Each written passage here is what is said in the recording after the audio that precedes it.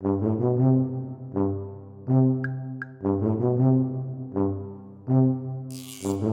back to Talking Shit, where we are talking all sorts of shit. Schitt's Creek, that is. I'm Jess Sterling, and we are talking about Schitt's Creek, Season 4, Episode 12, Singles Week. And of course, as always, I'm joined by someone who would never leave their phone anywhere they're not supposed to, and also loves Mariah Carey, and also so many other references I want to make, but I can't. Stuart! I will say my phone is always on silent, and apparently Yep. this is like peak millennial behavior because we were the ones sneaking our phones, like the first generation to have phones at school, and so it's like permanently on silent. And I don't think my phone has I don't ever trust people been that out loud don't. ever. Yeah, I don't trust anyone under the age of like 40 who doesn't have their phone on silent at all times. Like the Yeah. amount of notifications I get. Like Mm-hmm. what? Can't be Why? dinging all day long. Like, Plus, who cut actually that shit calls out. someone? Who calls someone when? Psychopaths. What? That's what I'm saying. No one calls anyone without first sending them a message like, "Hey, you all right? You okay? You there? Can I call you?" Mm-hmm. It's anything Yeah. big. It's not a tragedy. It's not an And emergency. doing the real millennial thing of like, I'm just needing to speak because, and then you do a big explainer, which is probably longer than the conversation you will have, just to reasure them that it's nothing We bad, all need the nothing too reassurance. arduous. Yes. It's just a quick check-in or something. Yeah. Also, You can't just ring tell people you? unannounced. Originally I forgot to scroll before we started recording the podcast, but my husband gave me some suggestions as to how to intro you. I'm joined by someone who is basically the human equivalent of the inside of a roasted marshmallow. That was one. And the other one was someone who is certainly a Miranda, because of the Sex and the City talk at the very beginning of the episode. Wow. Mhm. Kind of a compliment, kind of not, because I know who Miranda is, and I know that Miranda can be, well, she can be feisty at times, but it's Sure, like real mixed. I Everyone wants to be a think Samantha, right? that's the thing. In the Yeah. year 2025, everyone wants to be Samantha. Samantha is very sex positive. She's very fun. She's very commanding. I think everyone wants to be a Samantha. Not all of us can be Samanthas. In my opinion, you don't want to be called a Carrie or a Charlotte. I feel like that's an insult. Yeah. You just don't want Being a it. Carrie or a Charlotte is probably the worst thing. And also, absolutely F Sarah Jessica Parker. Like Kim Cattrall all the way. Like I'm on her We're side on of her this whole side. rivalry situation. Yeah, we I know are. nothing about what's going on. I've just No, seen but a we really will take catchy sides. Instagram post, but I will take sides, absolutely. Exactly. Anyway, I didn't even say this at the top of the podcast. It's the finale. We're talking about the finale of season 4. Now, keep in mind, this is Canadian, so it's also kind of part British in that we will have a special. The Brits love a short season and then a special. And Oh yeah. 6 we'll have a special. episodes in the Christmas special. Oh, give it to me. Yeah, pump it straight into my veins. Love it. And spoiler alert, it will be a Christmas special. The name of the next episode is Merry Christmas, Johnny Rose. So, I mean, Merry nothing Christmas, like Johnny Rose. Christmasing Here is your holiday. LVP trophy for the last 3 seasons. Stop. Well, spoiling the guest a little bit. I did invite my husband to come on and chat with us about this episode so he can, defend his guy, as they say. He He can even defend said all he likes. a little bit of feedback. He was like, no, I would have given Jocelyn a disgruntled pelican point for forcing David to throw her a baby shower for baby sprinkle. That's a very interesting and probably a worthy take, were it not completely wrong. Johnny totally deserved it. I'm sorry. Anyway, It's not going to change. we're talking about Singles Week. If you haven't already, make sure you subscribe. Make sure you follow us everywhere at Talking Shit. Watch us on YouTube. We have visual aids sometimes when Moira decides to wear wigs, which she isn't this episode, even though it's the finale. Do you wear wigs? When will you wear wigs? Exactly. We need to ask her. But before we do all of that, of course, we have to recap the episode just in case. I don't know why people wouldn't rewatch this episode. Like you probably should because it's incredible and you probably want to. But just in case you didn't, here's a little summary of what happened. Congratulations are in order, and we have a lot to celebrate in this episode of Schitt's Creek because Singles Week has started, and Alexis is determined to make it a hit. Unfortunately, things get sidelined when Moira has to accompany a laboring Jocelyn to the hospital even though she definitely didn't drive her. And Moira has the lock and keys for the lock and key game, so Alexis has to make up something on the fly. All's well that ends well, though, when Alexis sets up a speed dating game, and Moira is able to see how self sufficient and successful Alexis has become. Roland barely makes it to the hospital in time because Johnny and Stevie took his phone away during a meeting, and Roland did not take it back with him when he went to run errands. I don't know how he survived in the truck without music, podcasts, any of those things, but that's his own cross to bear, I suppose. You think Roland's truck connects to a phone in any way, shape, or form, Jess? That is the most He has like optimistic CDs take ever. or tape cassettes in there. He's probably got a vinyl player hooked up to the speakers in his bloody truck. Well, either way, he doesn't have his phone, and he almost misses the birth of his baby. But to thank Moira for all her help, they name the baby Roland Moira, because why wouldn't they? Incredible. Just of all the guesses for what possible name it could be, had no idea that would be it. Yeah. But that's not what we care about most, is it? No, not even a little bit. Patrick tells David, I love you, but she knows. We'll freak David out. David has a heart-to-heart with a newly single Ted about giving Alexis a second chance, and in giving Ted said advice, he realizes he shouldn't squander an opportunity to tell Patrick how much he loves him. And on So top, good. I can't. On top of all those mushy-gushy Mariah Carey moments, Ted tells Alexis he wants to be with her, and then they kiss, and then we all died because it was the best. And there are like 10 GIF moments in this one episode alone. Stuart, that's our episode. So many giftable moments. I love it whenever I'm watching the show and I see something like in GIF form that I've seen multiple times before, and I'm like, oh, that's the context. Because I always see them like out of context. Like the one David like clapping. I'm obsessed with that. David clapping. Like there's so many that, Have you seen the Moira? hit. I'll tell you what I'm about to do with her arms. I did in this one. Because that's one of my favorites, and I've not been able to use it because I don't want to use gifts that you haven't yet seen. And I just love, because you don't know the context of like Alexis did this with her hands first. If you're watching us on YouTube, this is a great time to find us. She's like moving her hands back and forth, and then Moira mimics her. I'll tell you what I'm about to do. It's great. I love this episode so much because like every storyline is great. There's not a dud in the bunch. 10 out of 10 for all of them. Like we're giving away the endings of like how this podcast is going to go, but like riding high, it was solid across the board. It was also incredibly well paced. I don't think there was a moment of like really kind of like anything dead happening at all in terms of like a bit of a lull. And I think like there was a clear contender for what was the C storyline, and still that hit. Like it was all good. No notes. Yep. Podcast over. It's great. That's it. We're done here. We've done everything we need to do. Where do you want to start, Stuart? Because we have like Jocelyn giving birth. We have Patrick and David, which leads us to Alexis and Ted. We have the whole singles week event. Where do you want to start? Should we get what I think is the C tier story out of the way, which is Jocelyn's birth? Like, no, not Jocelyn's birth, I guess. Who would have thought? Like, because I mean, this is the thing that has been kind of like teased all season. It was the pregnancy test was like such a not a big mystery. It's not like a like episode arc, but it was a bit of a shock. Like finding out that Jocelyn was the one that was pregnant. This was hilarious. Firstly, for the fact that like obviously when Roland has his phone pretty much taken away from him, which was what again? Why would anyone have their phone on? Like it's just such boomer behavior. And like get that shit on silent. Put it on silent. Even a vibrate is better than having a ringer. Like I'm just saying, it's too much. But here's the other thing. Like, how does the phone just sit there all day?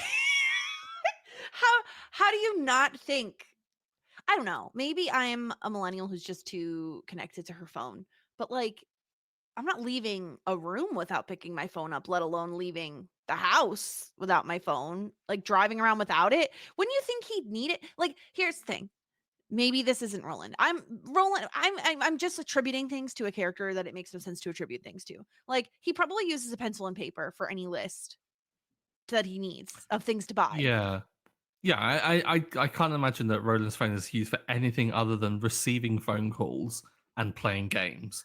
Like, I and can just I think of like, guarantee, like, his text size is oh, huge he as has a well. very big Like, font. absolutely. Like, yeah, Yeah. everything's in light mode. Yeah, Oh no, my eyes. yeah. I can think of like 10 things I would have to use my phone for on this errand that Roland is taking. Like, truly. Okay, let me count. Let me count, right? Number 1, music slash podcasts for the road. Number 2, definitely where I'm keeping said list is on my phone, not paper pencil. Number 3, what if I have a question about one of the things on the list and I need to call Johnny or Stevie?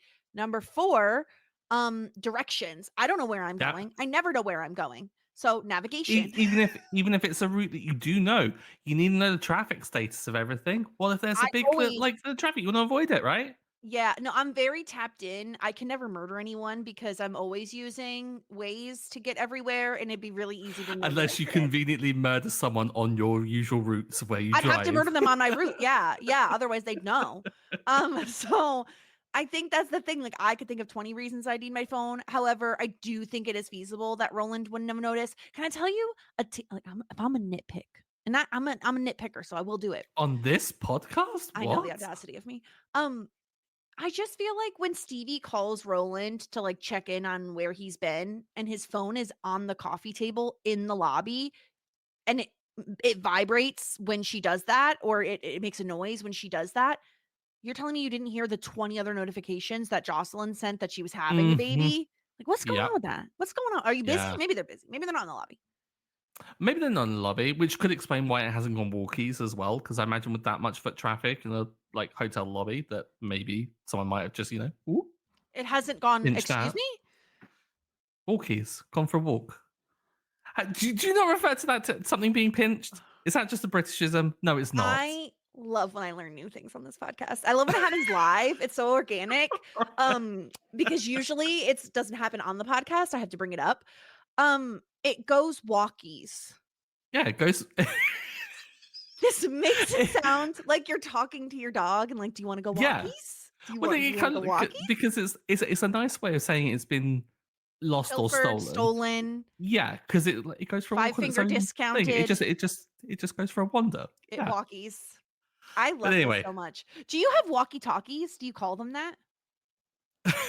I really wanted to make up some really absurd name there, but my brain just was not I firing as believe quickly. it. I was like, oh, we call them something absurd. Like, yeah, we have walkie talkies. Okay, I'm wondering what walkies. Goes walkies. I'm not gonna be able to get off of that ever. Uh, yeah, no, I don't think. I don't think this is the kind of place where that. It's just a small town. Like, are they really Well, getting it's that many customers? Canada as well, isn't it? They're all lovely Everyone's too over nice. They're there. gonna be like, "Excuse me, do you have a lost and found here? I found a phone." I don't know why that's my Canadian voice, but either way, I love that Moira is the one who ends up having to accompany Jocelyn. Like, probably, mm, David is a worse person, but I do still think I would prefer Alexis or Johnny before Moira, even though Moira has birthed 2 children. Yeah, I mean, she'd take your mind off of it quite well, perhaps, but she would But just make it because all she's about so herself. focused on her own stuff. Yeah. I Like don't know. I feel like she would take the burden off of you, not in a nice way. I think she would just forcibly take it off of you Yeah, you because she'd mean like, project it onto herself. and also by not driving, to not be the one driving the Well, no, car. no, no, no, no, no. She did say that Jocelyn insisted, and I kind of do take her at I her don't word for believe that. that at all. I think I Jocelyn is to- like, "Oh, okay, I guess I'll drive then." I think that's I what don't happened. know. Maybe I'm being a bit too apologetic, but I kind of believe that Jocelyn would be like, "No, no, no. I need to do this to take my mind She was off of it." screaming behind the front wheel, okay? Some people drive like that. Some people are really nervous drivers. Is that what happens in the UK? People just scream when they sit behind a car. That's Through normal. central London sometimes. So Jocelyn gives birth to a baby boy, Roland Moira. And okay, I don't know that I've ever related to Johnny and Moira more than when they're in the hospital room and immediately they're like, hold the baby. And they're like, I'm no, good. no, thank you. Hold the baby. It's like, stop trying to make people hold your baby. Okay. Like, first of all, that baby literally just came out of your body. Like, I don't want to risk dropping it. And also, like, that's a brand new baby that is Hmm. like, in my opinion, delicate cargo. And I don't want to hold your baby. I never want to hold your baby. I mean, I feel like there are sometimes, like, I really am someone that hates obligation and But things you're that are gonna say expected. hates baby. I mean that as well. I mean, kind of to a degree, but like I kind of feel like it is a special thing to like have a little baby, and so of course, like you kind of have to indulge the parents a little bit. At Yeah. least if it's on the day that they've just given birth, yes, I I think suppose that absolutely. I think here are my exceptions to my rule of not holding brand new babies. My exceptions are as follows. One, if it is a niece or nephew, I feel like, yeah, okay, great. I will hold said baby. Two, if it is named after me, then I feel like there is a sense of obligation. So maybe Moira has to. Johnny doesn't have to hold that baby. Does the named after you count for a middle name, like in the sense of Roland Well, Moira? I think so. Because especially because it's Moira, and Moira is both a very unique name and also generally used for a girl. And not saying you do whatever you want with your baby's names. Roland Moira, quite the mouthful. I and the thing I like about this whole thing is that Moira, she's recovering because we've had her losing her name away from things that have been named after her, like the Yeah. theater got taken away. So I mean, her stock is going up in She terms still of has Moira things being named Rose's after. garden or Moira's Rose's garden or whatever the heck it is. Moira Rose's Garden. Something like that. She still has that. Bank number insert here. Mhm. So yeah, like her stock of like things being named after her is going up. So I mean, like she should be very thankful of it. Sure, I just don't wanna hold a baby. That's the thing. Like, Fair. people assume everyone wants to hold a baby, that everyone thinks babies are cute. I got news for you. If you pushed a baby out, it looks terrible. And the reason is because if you and this is not any judgment. This is on all babies, okay? Because what happens is it squishes their little heads. And so they have like weird cone heads. And they also just look traumatized because you just shoved them out a tiny hole. Of course they're going to look traumatized. Like a C-section baby probably doesn't look as weird, but like most little newborn babies look like aliens. I mean, they all kind of do look like aliens. The head thing is just making me think of a quote from West Wing where Toby Ziegler is like, he's like, "Oh, babies come with hats," because they all just wear hats, and I'm just Because no one wants realizing why, their because weird they're heads. covering up the little like squishy head shape. That's But yeah, exactly it. Babies' heads aren't cold. They're just they ugly. kind So they have to they cover kind them. of can be adorable in a way. Like I'm not going to be that kind of like. I mean, like they do. They're like when they're quiet. They're like little. They're Well, listen, tiny, tiny. They've I got the whole fully like cute believe little. I just want to squish them kind of thing. But like that's about it, right? here's the difference. Here's the difference. I don't even care. I'm gonna say what when have I held back, you know? Um, there's a difference between being universally adorable like a puppy, where Yeah. everyone can agree puppies are cute. Even if they're not even dog people, they're like, that's a cute puppy. They got big old eyes and you're just little fluffy, right? So cute. Babies, I think, understandably, biologically, evolutionarily speaking, their parents are supposed to think they're cute so that they'll take care of them. So, of Hmm. course, the parent is going to be like, look at how cute my baby is. I wasn't, there was nothing in my DNA that says I have to think that baby is cute because evolution, doesn't care about what I think about that baby. So I just, babies look like little old men most of the time. I'm so sorry to say it, but it's like so true. Babies aren't cute until they're a little bit older and like have pudgy cheeks and like the fat rolls on their arms and like are Oh just no. generally a little bit cuter because they can do things. Whereas like a baby that just came out literally can't do anything. Like it would die. Yeah. So like it's not cute. I don't know. Wow. Where they come for old men, like saying that the old men aren't cute. Just They sucks to can be an old be. guy. They can Right be. now, they are throwing their flat caps down on the ground in absolute rage at you. It's okay. I think I'll make it. So I apologize to anyone who has like new babies. I'm sure you think your baby is so cute, and I'm sure it's very cute. But I think I don't know. anyone I think listening that's just had a little bebe, I think you should send in some adorable baby pictures to Jess and just prove her wrong. Just inundate her with baby just know pictures. that when I say, "Oh my gosh, so cute," you're the exception. I'm probably lying. Wow. Uh, but Jocelyn does give birth. Moira is there to help her out along the way. I do appreciate that Moira did stay. Like, she didn't Uh-huh. have to. She could have left. Like, she Yeah. could have been like, oh, Alexis really can't handle this. And I do like the little talk that Jocelyn gives her. Mhm. Jocelyn's going through a lot this episode, and she still is able to give Moira a little pep talk about like Alexis is Oh. really great. And I really liked that because I think there's a difference when like as a family member, I think you're supposed to be like, "Oh, my kid is incredible, blah blah blah." But there's a difference in having someone who's an outsider say that exact same thing about your kid. Yeah. What Jocelyn says about Alexis is okay. This is where I'm going to have to just get real. This episode made me tear up a number of times, and I think this was the point where I was like, "Oh, everything's just gonna, it's just gonna be this. I'm just gonna, I'm gonna be really upset," and just was a mash of words and just like little tears building in my eyes because it was just so sweet what Jocelyn said about Alexis, and it's entirely true as well. Ah, Yeah, so she says good. she's one of the most amazing people I've ever known. She's a hard worker, she's kind, and she's capable of so much more than people give her credit for. All of Mhm. that feels so true. And it's totally the insight that a teacher would have as well.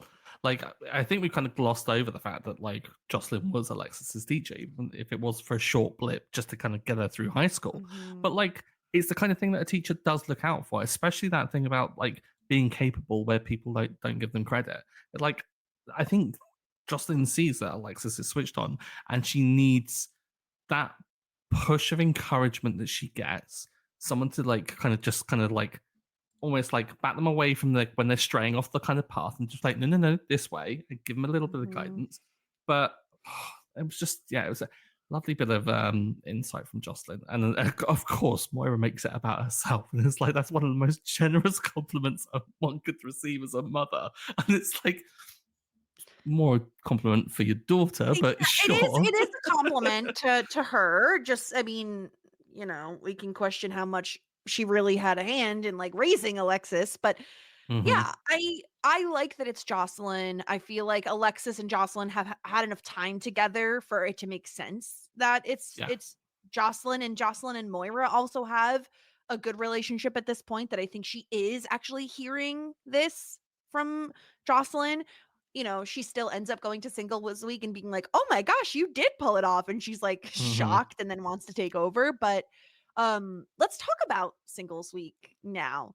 This the beginning of Singles Week in Schitt's Creek, Alexis throwing it, and naturally, of course, things get a little bit sidelined when Moira doesn't have the locks and keys, so she's not there, so they can't do the game. Um, I like how Alexis pivots. I honestly also feel like if not for Moira being like, "No, don't start without me," and all this other stuff, Alexis probably pivots even earlier, and there's like less downtime of them just sitting around doing nothing. I would have been so when I watched this episode, which was after we recorded last week. So we recorded it, and I immediately kind of watched it because I was like, I'm not waiting. I have to.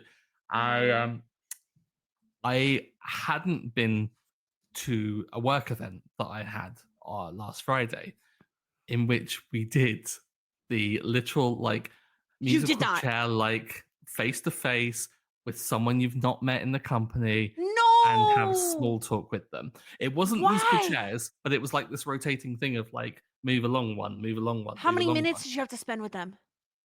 Too long. It was only like a minute or two that we kind of got to chat. I had the same conversation 10 times where I was like, oh, Oh, the weather is nice. how long did it take you to get here? Blah blah blah. Oh, you live there. I've been there I once.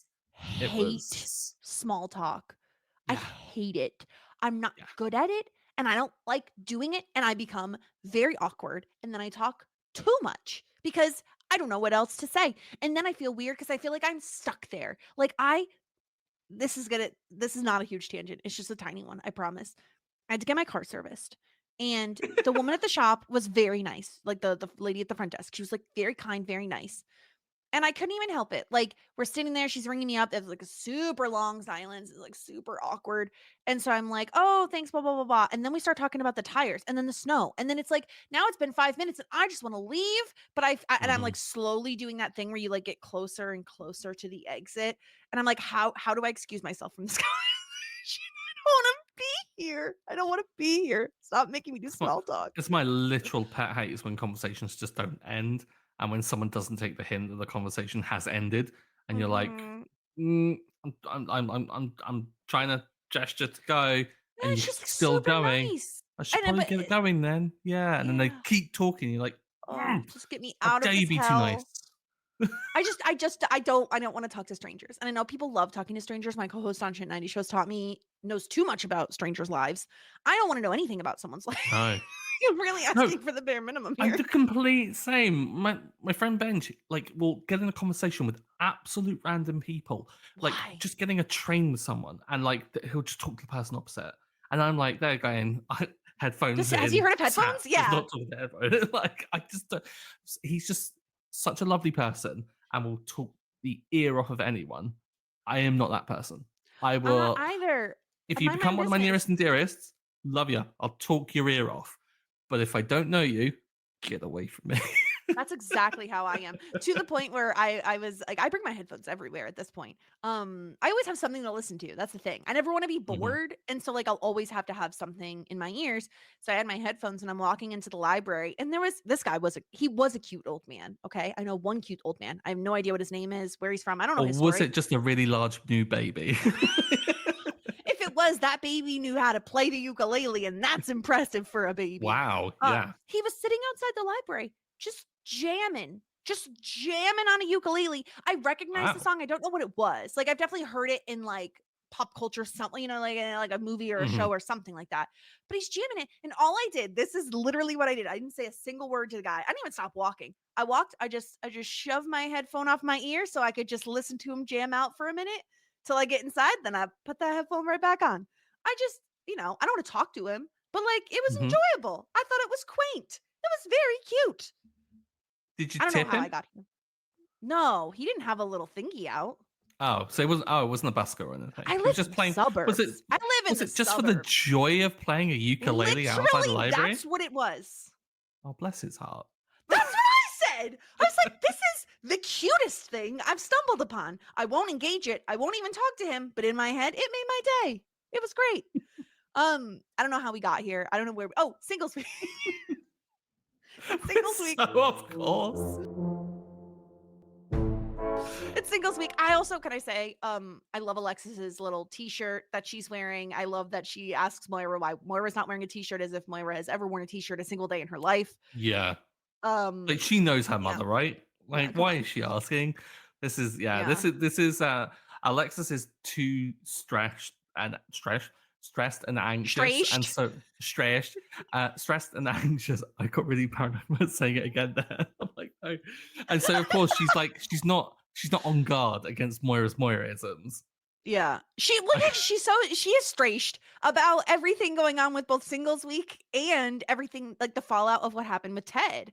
I think she's just like, I have enough on my plate. Like, why don't you have the locks and keys? Hmm. Get going. What's going on? Yeah. And yeah, like you could tell her heart is broken, right? Like she has this whole speech about how she thought she had found the perfect lock for her key, but then it like didn't work out and all this other stuff. And meanwhile, and I want to pivot a little bit to talk about like David, and we'll get back to the Alexis and Ted of it all because I almost kind of want to go chronologically a little bit just because it makes sense to here, Yeah. where David is tasked with delivering outfits for the puppies to wear during singles week for the puppy adoption thing. I'm What still gonna need someone to explain this to me. I I'm think what so it not is, on board with singles can adopting I pitch it puppies. to you? Because I feel like I have a good pitch for this. Go for it. I think because this is singles week, right? It's not a singles day, singles week. So you're spending an entire week trying to find people you connect with. I feel Hmm. like let's pretend singles week starts on like a Monday, all right? let's pretend it's now Friday and you've been at this all week. You haven't really matched with anybody. You're not really feeling the vibes of anybody, That's right? so unrealistic. I'm just so charming. Please, I would have 3 numbers by then. Um, so Yeah, you we're at you haven't Friday. really you haven't really matched with anybody and it's Friday. You're feeling a little down about yourself. You're feeling a little lonely.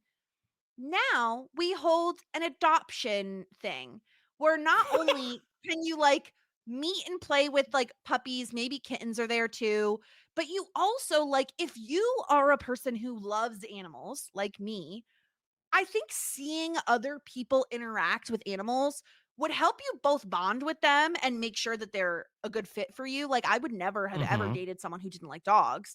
And also, if you really are lonely, perhaps you find an animal as a companion that like helps with that. Like, I do think it's a good idea. And I do think cute sweaters does help.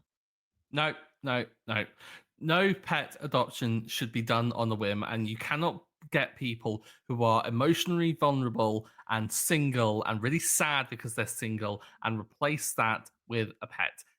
Pet Are adoption you should talking be an about from informed experience? choice.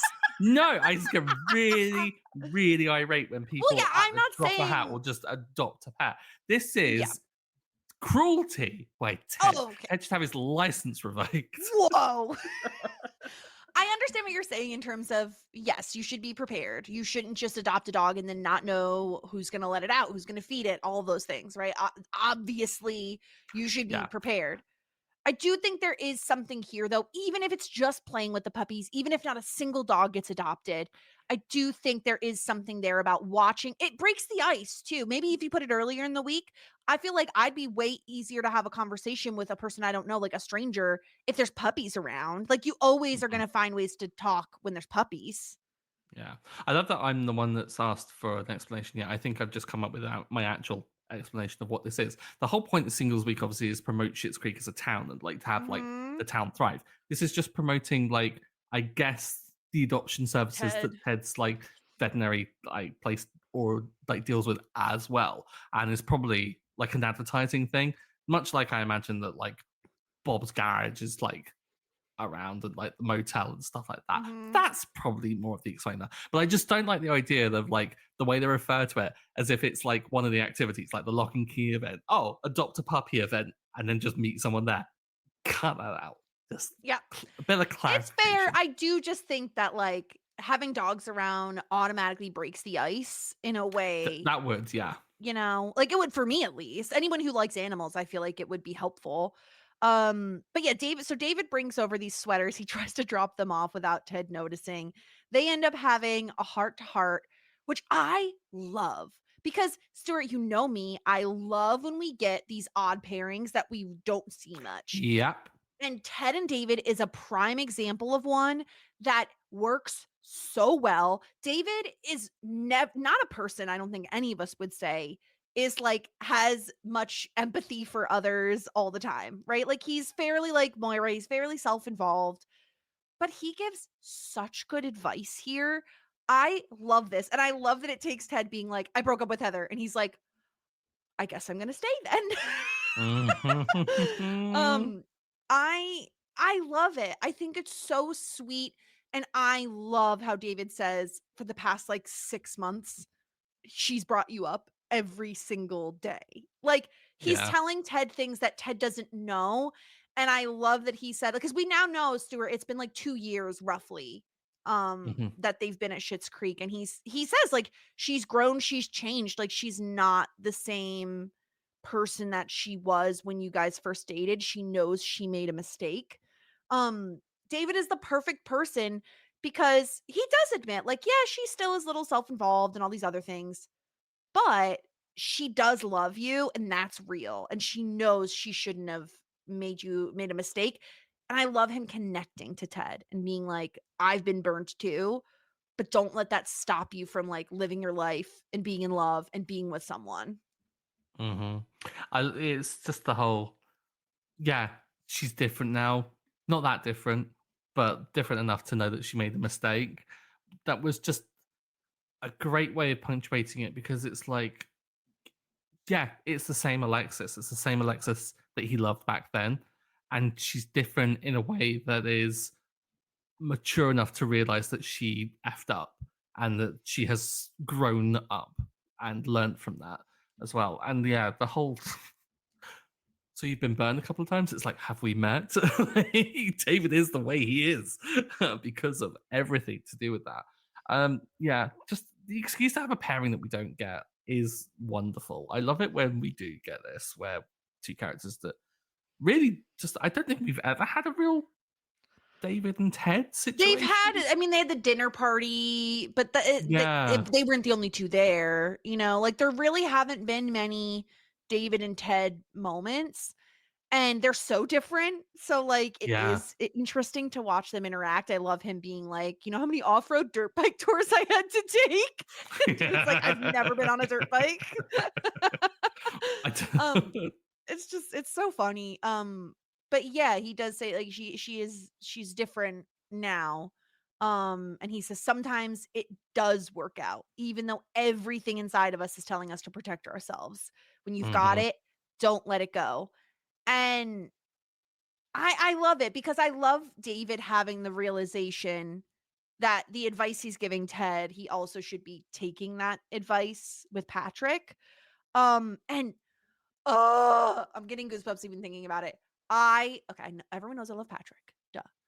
But him knowing that him telling David he loves him is going to make David's day harder, but he has to say it anyway. I love it so much. It's that literally perfect. that dynamic at the beginning was just so so good because again it's another instance of Patrick trolling the ever loving shit out of David and David just having to take it on the chin because he's doing it from a complete and utter place of love. um this is gold, I think, because it's like I think everyone wants like. I mean, maybe I'm wrong. Maybe I'm just absolutely revealing something about myself that is way too personal for this podcast. But like, I think everyone kind of wants someone that is just there to like tease them a little bit occasionally, Yeah. and like kind of like because I think that's just the nature of everything. It's like you gotta have someone just poking you in the right way. There's just He's enough where it's nudging not him in the right uncomfortable. It's direction. lovely. Yeah, Yeah, he's exactly. nudging him in the right direction. Because I think if you look at it a different way, if Patrick doesn't say I love you and doesn't put himself out there and just holds it in, it builds resentment of like, why isn't he saying it? Like, you know what I mean? Instead, Patrick does such a lovely thing, which is, I know this is gonna stress you out. However, I love you and I needed to say it. Um, but uh I need to say this and you tell me when you're ready. And that I loved him also saying that, saying like, I'm not putting stress on you to say it back, but you will say it when you're ready, and that's Mhm. okay. And then him saying, You're my Mariah Carey. I just can't. The revelation that David has only ever said it to his parents and a Mariah Carey concert. To Mariah Carey, like must be right, like not It's to anyone perfect. else in attendance. Yeah. It's wonderful, and like your Mariah Carey is just so great because he's saying it again in a lovely way, but it's mocking David a little bit. But Yeah. David is too, I think, like sideswiped by it coming out of nowhere, seemingly, and is like that compliment could bring me to tears, which was just incredible. I love the fact that as well, like in the explanation of like I've only ever said it to my parents, and then Patrick is like, and on the Mariah Carey concert, like he knew Yeah, because they've had this conversation. Yeah. they've been together long enough now that they are like this is like the relationship's baked, like Yeah. it's there and stuff. They've been through a bit of hardship, they've weathered it, they come out stronger than I think they have, and I think that there's no real signs of like major cracks or anything. This it's a good cook, it's a good cook going on right now. It's everything. Because I love the way this I think the thing is, Stuart, I think if I had asked you, you probably would have said, "Yes, Ted and Alexis get together this episode." Like, it's the seeds have been planted, we've been moving in that Yeah. direction. I don't think you would have expected to get the Patrick and David stuff we got. Um, because it's not they're already dating, right? Like it's not a big surprise, but it is a big step for Mhm. them to exchange I love yous. And I love the entirety of their relationship. I totally agree with you. I'm also someone who thinks like teasing is kind of a part of a relationship. You need someone that yes, you're comfortable with, but also pushes you in ways to like to make you grow, to make you change. And Just that's challenges you in small but meaningful ways. Yeah. yeah, and that's the way Patrick is with David. And so then to have David immediately come back in after this conversation with Ted and tell Patrick he loves him, and it's just so sweet. And then on top of that, for then Patrick to immediately be like, this would be so much better if I had tea. I think we know our MVP of the episode, everyone. I'm just Yeah. going to spoil it now. Just the whole want to get me a tea while you're out. I mean, should be a given if David loved Mhm. Patrick. Like that shouldn't even have been a question. Like should be default behavior. But Mhm. just goes, okay, I will get you a tea. Yeah. And of course, much as the emotional stuff is there, you gotta, where's the tea? Like Yeah. that's probably front of mind of like the whole conversation. Like, yeah, I love you. Okay, we'll deal with that. We'll deal with that. But Where's the what fucking about the tea, tea? David? Where's the Yeah. tea? I pulled this just for you, Stuart. My dream, I'm holding a nice cup of tea. My dream, I'm holding a nice cup of tea. Yeah, I am. There you go. And then I love David being like, "Oh, fuck." So good. He's like, "No, no, no, I don't need." So, He's like, "No, no, no, I'm going, I'm going." hmm And then of course, I think it's perfect because this also is the reason he ends up at the cafe, right. to witness everything with Ted and Alexis. So it's just perfect. And like again, I think while we know the Ted and Alexis stuff is coming, you could see it from a mile away. I think what really is an extra punch to the gut is not just the David and Patrick stuff, but the fact that a conversation between David and Ted is what kind of results in both of these couples taking these massive steps forward. Um, hmm I absolutely adore it. And then, oh, the Ted moment. Oh my God. Oh, this is what love stories are about. Okay. This is why all of us have unrealistic expectations when it comes to love and relationships. It's because of this. Because Ted shows up and he sits down in front of her and he says, what did he say? Hi, I'm Ted. Hi. I've only got two. I've only got 2 minutes. I'm newly single, and I'd be kidding myself if I told you I haven't wanted to do this every single day for the last 2 years. She says, "Do what?"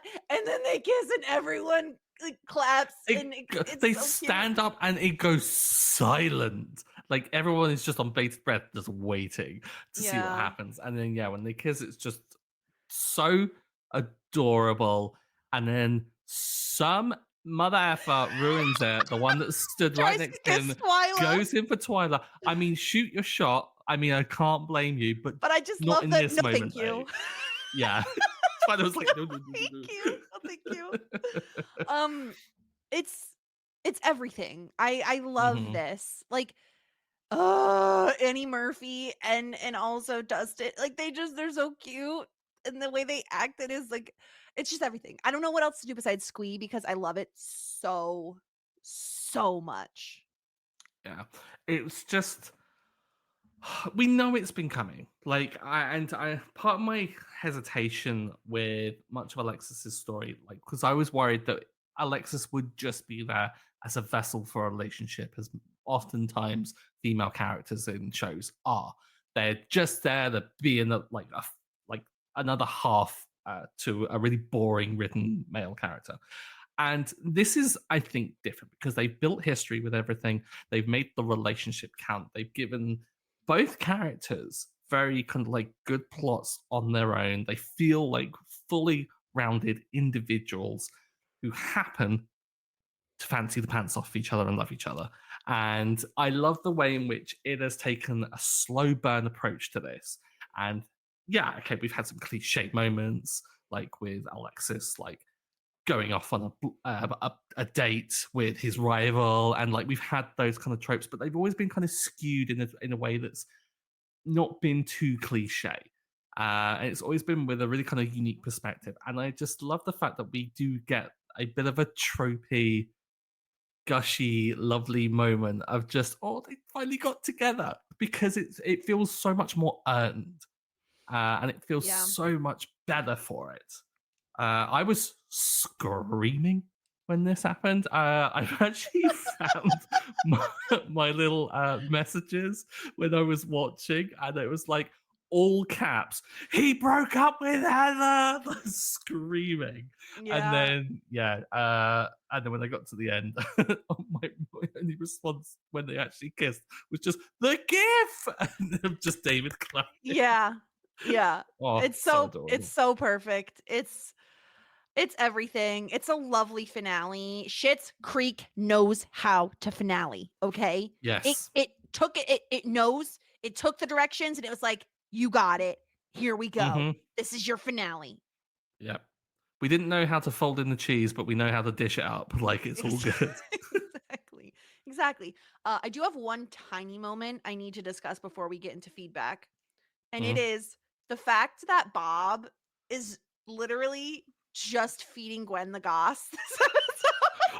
Talk about Bob couple goals. Bob was an absolute fiend this episode. Like, for Mhm. being an absolute gossip fiend, but then also being diabolical to Johnny and just being like, what was it? Called him He called him a snake's a bit snake, much, but and then yeah, certainly, he's like, what was definitely it? slippery. Yeah. Like, what the hell, Bob? Standing right here, Bob. Yeah. Outrageous. It's Like, so as much as funny. I love to like point out when Johnny is not being as good of a Johnny as he could be, I'm sorry, but Bob, that's so uncalled for. Like, we could insult Johnny. It's Fuck off, so mate. funny. I loved it. I loved every minute of it, mostly because I'm just picturing Gwen on the other side, like, you get me that gossip, Bob, or you're sleeping Oh in the yeah. car again. Like, Yeah. You lost me Christmas World, and now this? You're gonna get me yeah, the gossip. I love it so. I love the use of the side characters in this show and the Bob moment and the Twyla moment where she's just like, no Hmm. thanks. So good. And it's the way in Mm. which their relationship has progressed as well. Like, Bob had asked Johnny to speak at his brother's funeral, and now it's at the point where he's like Yep. accused him at cheating at poker, calls him a snake, and say that he's very kind of like slippery. Like, the way in which that's kind of evolved is Yeah. again small little touches makes this show great. It's perfect. All right. Shall we get into some feedback that we got on Mhm. this episode? Jared says Johnny did nothing wrong. Roland should be the one responsible for making sure he has his phone before he leaves. What do you think of this opinion, Stuart? Disagree. It was confiscated from him. He didn't know when he could take it back. I'm going to stick up for my boy. I gave him MVP last week. I feel like I've got an obligation to be good to Roland. Uh-huh. I agree with Jared. I think that after the meeting is over, Roland's responsible for just grabbing the phone that's on the table in front of him before he leaves Yeah. the room. You know? It's a very I think also like quite a teacherly thing of just, well, if you weren't playing on it, I wouldn't be confiscating it. So maybe don't do that in the future. Mm-hmm. So yeah. I just got an all caps message from the world's biggest Johnny fan, my husband Will. It's Roland's phone. It's his responsibility. So if you want to know his opinion, I love that. I love that Will's hearing one half of this conversation, and yet he yeah. still knows everything that's Oh, he going knows on. what's happening. Yeah, he knows. Oh yeah. We also got a message from Aaron. Alexis is just the sweetest angel in the world, and I just love this journey for her. P.S. I think the funniest 2 seconds of this whole show is the cut of Jocelyn driving herself to the hospital. Yeah, I was so happy when it did happen as well, because I was like there the whole time. I was like, even my messages, I was like, is Moira in the back seat? And then the next Yeah. one, all caps. Oh my god, she is. Because if you look at it just right, you're like, wait a minute, where's the steering wheel? Like, what Yeah, is happening? Yeah, and it's also like she's on her phone, like she should be driving. Like, Yeah, it's perfect. so funny. Such a good gag as well, and especially one that they didn't really linger on. Like, it panned Mhm. forward, Jocelyn is there screaming, driving, and it just cuts away. And That's it's like, it. Yep. Nice and sweet. Yeah. All right, let's give out our ratings. This is a tough one for the simply the Yeah. best this week. Yeah. Like, because you could argue that 3, 4 characters should get it. Like, if I'm just looking through, I feel like, okay, we have Moira for being with Jocelyn during the birth of her baby. We have David for the conversation with Ted and opening up to Patrick. Alexis for like throwing a fantastic singles week and also getting Ted in the end. We could go with Jocelyn for literally pushing a baby out of her vagina. Bob for hot goss with Gwen. Patrick for loving David. There's Ted for showing up for Alexis. Patrick for requesting a tea. Patrick for requesting a tea. There's so many options here. So I'm gonna go to I you know first, who. Stuart. Where Yeah, do I you? know who mine is. No questions. Okay, who is it? I, for me, I don't think it could be. I mean, there are many people up for contention, yes, but like, for me, the one that like just gets out ahead is the one that makes all the things join up together, and it's going to be David. Because if it wasn't for David giving Ted the little speech that he had to give, we wouldn't have got that moment. If it wasn't for David recognizing in Alexis earlier in the season that she was still in love with Ted, I don't think we would have got this happen as it like has all unfolded. Like I don't think there would have been that kind of like realization, like this self-reflection. Yeah, I'm giving it to David. Yeah, I'm having a tough time with this one just because I love the Alexis story arc so much. Like I Hmm. love the growth narrative she's had like really this season. I feel like it's been her season. Yes. But I do agree. I think David wins because he has two things. He both has this conversation with Ted, which is really important and possibly the game changer. Like it's possible that Ted doesn't act on anything without this Yeah. conversation. And then he also is able to have the emotional maturity to realize I need to take my own advice and go have this conversation with Patrick. So I think because we could have seen David run, like that's probably what his gut instinct is to do, but he Hmm. doesn't. And that's massive for a character like David. So I agree. I just want to say I love Alexis and I appreciate her this episode and everything that happens with her. I think that I don't want to give her a point because I think I'd be rewarding her for her entire journey this season, not Hmm. just for this solo episode where I think David really has been the one to earn it. Yeah, completely. And just another thought I just had just now is that made me remember is that I want to give Ted some props as well for like breaking up with Heather. Not for because what he did is broke up with Heather after Alexis had revealed how she felt. But he then stuck with it and wasn't really going to act on it. And I like that because it makes the whole thing so much less messy because it's like Alexis talks to him. He understands that he still has these feelings because it's making him feel Yes. things. And then he's like, that's not fair on Heather. I'm going to break up with her because she doesn't deserve that. But Yes. then he doesn't immediately jump onto Alexis and go into like old habits because he still has those reservations. And also, like, it's not as if he dumped Heather to just get with Alexis. And so So with much in David media, we coming, see the other way around. We see hmm them, okay, she revealed her feelings. Now I want to be with her. Let me make sure she wants to be with me before I break up with my girlfriend. yeah, exactly. And it's like the David conversation then has like it means so much more then because it really is the catalyst, like you said. Like if it wasn't for this, probably may not have happened. So yeah, I just want to give the writing for Ted there just a bit of props because it just makes it so Mhm. much more elegant. Yes, it really does. Mhm. Okay, let's give out a disgruntled pelican point. Um, Listen, if if I am 9 months pregnant and my husband allows another person to take his cell phone away, and I don't think to myself, hey, maybe I should keep my cell phone on me in case my wife goes into labor. This is on Roland. This is on Roland for not keeping an eye on his freaking cell phone when his wife is pregnant. I'm giving it. There's like barely anybody else I could give it to. I could give it to the random guy who tries to kiss Twyla. Don't know that man's name, so I can't do that. Like, who else is there that does something that you would be ashamed of this episode? Like, no one. So it's Roland for me. Keep your phone on you when your wife is 9 months pregnant, you dillweed. Wow. Do you know, you make a really good point. You really do make a really good point. The problem is Johnny took the phone, and I'm gonna blame Johnny. Yeah. I mean, of course. Because it's not in school. He's an adult. If he's not doing what you need to do at work, you don't take it away from him and put it on silent. You just say, Roland, put the phone down and you're fired. Like, you want this job? Put your phone Then turn down or up you're for it. fired. Exactly. So, like, be a boss, be mature about it, and tell him to put it down. You don't take away someone's phone like you're in school.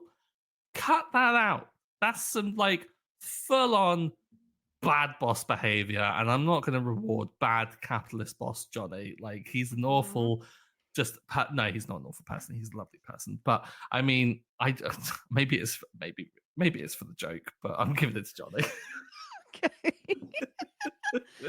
Well, in 2 weeks' time, when we go through our season 4 wrap up, we'll find out who are the winners and losers of these awards. But I feel like I've been ballot stuffing this. See what happens.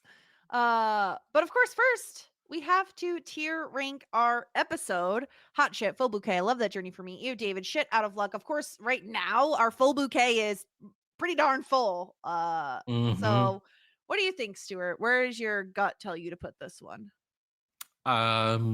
Is there any question? Hot shit. We have to top of the pile. Yeah. I mean, sorry. Yeah. We're doing a podcast here. I don't know. Oh, let me think about it. Yeah, I mean, Johnny was really kind of, stole the phone, and Bob was really mean, and I guess Stop it. Bob was great. And he didn't jog. He didn't give us a Bob jog. If he doesn't jog soon, I'm not gonna make it. No, this is the top of the pile. It's the number one. It's number one. It's the best. It's incredible. It's high. We have it higher than open mic and pregnancy test. I think for obvious reasons. I think every single storyline hits, and there are multiple warm and fuzzy moments, and multiple moments you're dying laughing. Like, how is it not number one? I don't know how it's not. It is. Yeah. No questions. Like, I knew it immediately upon finishing. I was like, this is the best episode of the season. I mean, unsurprising. We know that Schitt's Creek do finales so well. Do it, yeah. I just really like the season. So good. Well, it's good. We have one more episode before we finish out the season, and that it is a little special. Merry Christmas, Johnny Rose. So we'll talk about that one next week, of course, with the number one Johnny apologist, Johnny lover, however you want to phrase it. My husband, he loves Johnny so much. And then after that, we'll wrap up season 4 before diving into season 5, the penultimate season of Schitt's Creek. Can you believe it? I can't. It's going so quickly. Yeah. We've been doing this over a year now, Jess, and it's flown by. Of course, like it feels silly to like get a bit reflective because we're not finished with the season yet. Like, we do still have the special, we do still have the wrap up, but still, look at us. Who Yeah. No, it's been so fun. I mean, we'll talk about it obviously in the wrap up when we talk about this season as compared to the other seasons, but I think you can feel just like they're firing on all cylinders, and it feels unusual to me as a lover of sitcoms for like the 4th season to be the season that is like the freaking best. Like, most of the time shows are losing steam by now. And I feel like Schitt's Creek is like, nah, they're firing on all cylinders. They know what they are. They know how to write these characters, and they're showing it's almost like the tiny incremental moments of growth are just adding up for all these characters to really be like, all of a sudden we look around and we're like, holy shit, we're in season 4 and everyone is incredible. it's just so great to see. And also, like, I've been saying it the whole time as well, because every time we've had a guest on, everyone's been like, oh, it gets better and better. It just gets better and better. And I was like really skeptical at first, and then things did start getting better and better. And it's like it's just snowballing. And it makes me more and more worried that, like, I don't know, maybe season 5 or 6 is going to be a stinker. But based on what everyone has said, that it's absolutely not, and it lands everything so brilliantly. I'm just like, I just resent the fact that I have to wait week on week to watch every new episode. know. It's torturous. But I Well, love the it. good news is, as soon as we're done here, you can watch the special. You could celebrate Christmas in March. So get excited about that. In the meantime, if you're a fan of The Last of Us and you've seen the trailer for season 2, it's coming up soon. Check out our podcast, Look for the Light, because we are talking about every season of episode 1 leading up to season 2. We're going to have some between season bonus content where we talk about the full season, the full game 2 before season 2 comes out. We'll talk about the trailer, all that fun stuff. So if you're looking for something grittier, darker, sadder, not the podcast isn't sad, but the game really sad. Go check out Look for the Light. That's where you can also listen to us. If simply an hour a week is not enough for you of us, go check out that podcast. I don't know if there's as much conversation about what's British and what's American over there. We may do that sometimes. I can't remember. But walkies is now something I will be using. We just start shoehorning in some Britishisms. Like, yes, why is Joel not going for walkies? Like, what the hell? I still can't get over walkies. So yeah, in the meantime, follow us everywhere at Talkin' Shit. Make sure you subscribe to us on YouTube, because once we get to 200 subscribers, something good's gonna happen. Jess is getting waterboarded. I'm not getting waterboarded. I'm changing it. I'm getting rid of the we. Yeah, now we're I'm like, guaranteed no, it's that Jess now. I alone have to be waterboarded. But until next week, everyone, warmest regards And best wishes.